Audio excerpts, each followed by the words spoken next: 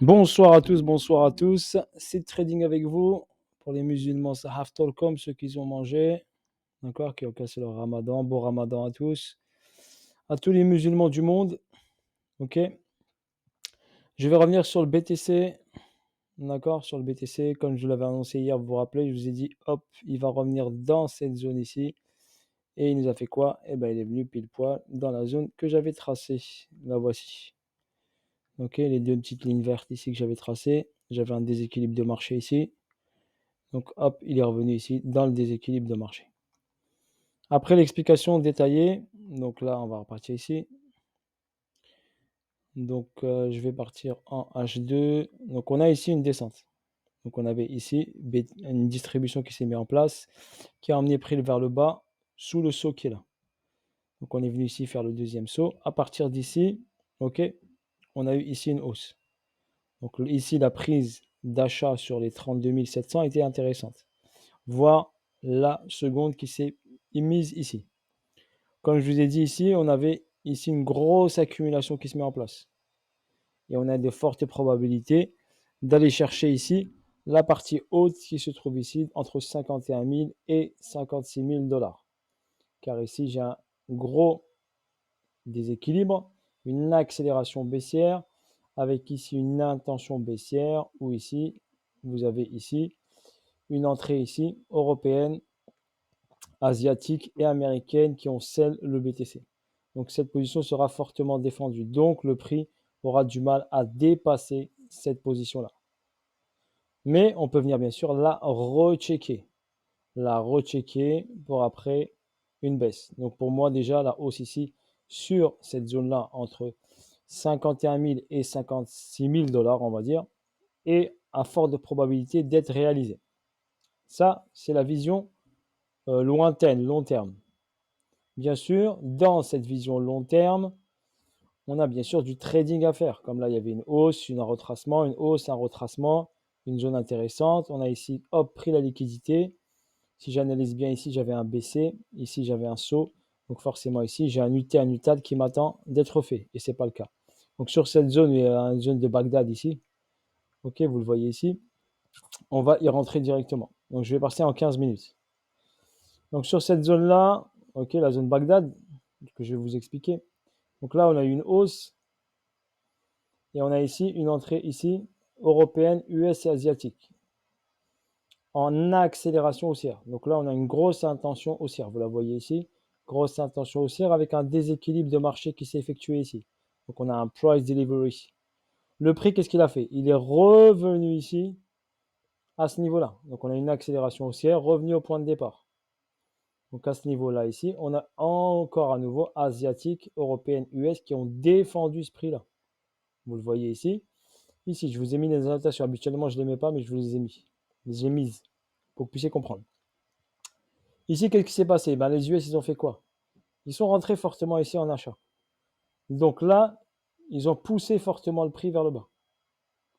Une fois, ils l'ont poussé. Deux fois, ils l'ont poussé pour aller chercher le prix intéressant. Donc on baisse le prix, loi de l'offre et de la demande. Donc on baisse le prix. Donc ils font quand même un trading baissier. Donc ils prennent des profits sur la baisse. Mais leur but principal est de défendre cette position-là. Donc cette position acheteuse. Donc là, ils sont rentrés et là, ils rentrent encore. Car c'est des gros fonds et on ne peut pas rentrer en une seule fois. La preuve, regardez, ils sont rentrés ici fortement. Ça a accéléré et c'est revenu. Ils vont rentrer une deuxième fois et voir une troisième fois, voire une quatrième fois, voire une cinquième fois. Ils vont consolider au fur et à mesure leur bail en fermant des positions qui ont à la base été perdantes et qui vont devenir ensuite ABE. Après, c'est un peu trop compliqué à vous expliquer en détail, mais je vous explique un peu grosso modo. Vous puissiez comprendre. Donc ensuite, ici, on a fait quoi? On a poussé le prix vers le haut. Donc on l'a poussé vers le bas. Là, on a ranquillé, on a poussé le prix vers le haut.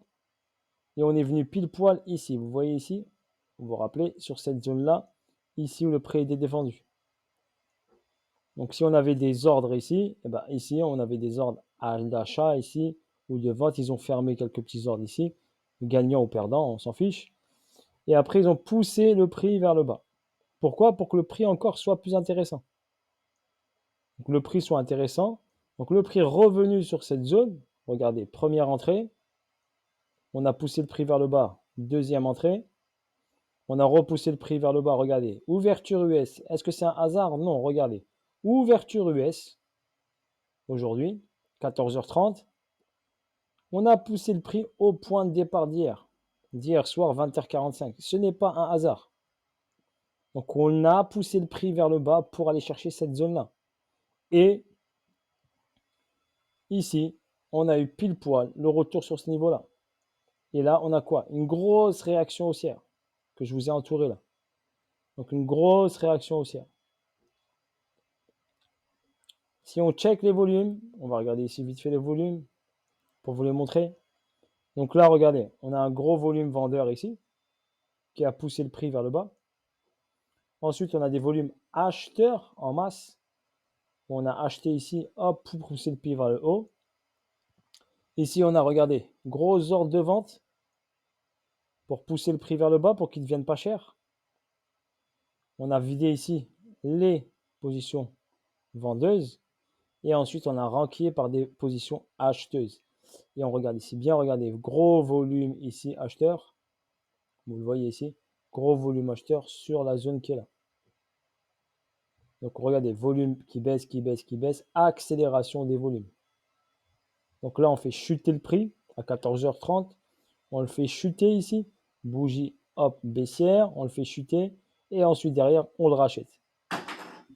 C'est aussi simple que ça. Donc voilà l'explication rapide. Maintenant, il faut laisser le BTC travailler. Si vous voulez rentrer, s'il y en a qui rentrent agressif ici, ils peuvent rentrer agressif ici. C'est sûr que la meilleure entrée, c'était celle-ci. Donc la meilleure entrée, c'était celle-ci. Voire la meilleure entrée, je vous l'ai montré. La meilleure entrée, elle était sur les 32 000, donc à ce niveau-là ou sur ce niveau-là. Donc la meilleure entrée, elle était là, sur les 32, 33 et sur les 35, 34. Donc les deux meilleures entrées, elles étaient ici pour aller chercher la zone qui est ici. D'accord? Mais rien ne vous empêche, bien sûr, de rentrer plus tard, car la tendance, on regarde bien, les plus bas restent de plus en plus haut. OK? Et on est sur une distribution. D'accord? On est sur une distrib et on doit aller faire un unité. Regardez, BC, saut. On a cassé l'argent du BC. On est sur cette zone-là. On a fait quoi? On a fait un UA. Donc, petite prise de liquidité. Retour ici. Et là, ensuite, on va partir ici pour faire l'UT et l'UTAD. Donc, on va le laisser travailler ici. Il va nous donner des informations. Il travaille, il va travailler. D'accord? Mais la logique est présente et devant nos yeux. D'accord? Donc, voilà, grosso modo. Personnellement, je vous partage mon analyse, mon point de vue. Rien n'empêche que le prix peut redescendre ici. Personnellement, j'ai pris ici cette descente-là. Je ne suis pas rentré agressif tout de suite ici. J'ai attendu qu'il revienne ici sur zone pour me confirmer la descente et je suis rentré un peu ici pour aller chercher ici vers le bas la zone qui était là. D'accord? Donc voilà, j'ai pris ce trade-là. J'ai pris ce trade de hausse aussi. Et j'ai pris ce trade de descente-là ici. Celui-ci, je l'avais pris. Bam, bam, bam. OK. Cette hausse, je l'ai pris ici sur ce niveau-là. Donc pas tout de suite. J'étais pas agressif. J'ai attendu que ça se confirme. Et celle-ci, je l'ai prise parce qu'il y avait une confirmation pour moi qui est revenue sur cette zone-là. OK. Et vu que j'ai vu que c'est l'ouverture US, je me suis dit, on va pousser le prix vers le bas, comme je vous l'avais fait sur la vidéo d'hier. OK, pour vous expliquer pourquoi le prix allait venir dans cette zone avec de forte probabilité de revenir. Les Wick Hoffman, ici on a un SC, STB, Spring. D'accord? Je sais que ce n'est pas quelque chose de conventionnel chez les Wyckoff, ceux qui font du Wyckoff. Les Wyckoff, ils vont dire le prix descend, ici c'est un SC, ici c'est un ST, ici. Mais dites-vous que le marché, il ne va pas faire comme vous voulez. Ce qu'il faut voir, c'est les grandes réactions. Donc là, j'ai quoi? J'ai une descente et derrière, boum, une grande réaction. Grande réaction, pam, pam. Derrière, hop, j'ai une prise de liquidité. Prise de liquidité, j'ai quoi? Hop, accélération, prise de liquidité en haut. Donc là, hop, ça redescend, prise de liquidité en bas. Et le prix, il fait quoi après? Il revient retester ce niveau-là. Donc là, pour moi, on a une accumulation. Elle n'est pas sur une zone basse, comme vous avez l'habitude de la voir, mais pour moi, on a une accumulation ici. D'accord? Voilà sur ce, mon petite analyse, mon petit partage. N'oubliez pas, Seed Trading ne vend pas de formation, de mentorat, ni de fonds d'investissement. Il n'y a ni de robot trading, je vous vends rien du tout. Je partage juste mes analyses à titre informatif pour les gens qui sont passionnés de trading, comme moi, comme plein d'autres que je connais, et qui peuvent devenir passionnés si de l'analyse technique.